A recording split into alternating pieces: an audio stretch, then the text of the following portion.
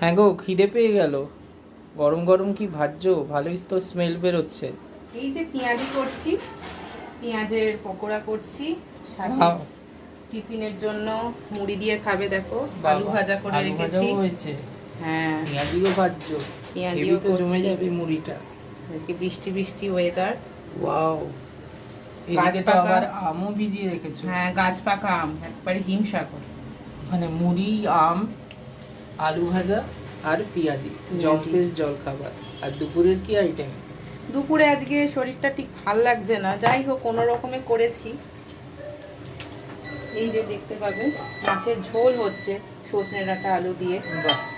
মাছের ঝোল, এখানে আমি মাছ ভেজে রেখেছি, দিয়ে দেবো। আর ওখানে হবে দেখো মোচা সেদ্ধ করে রেখেছি, মোচার ঘন্ট হবে বড়ি ভেজে। বাহ, এই ওকে, আজকে খাবার অপেক্ষায় রইলাম। দেখা যাক কেমন হয়। ভালোই হবে।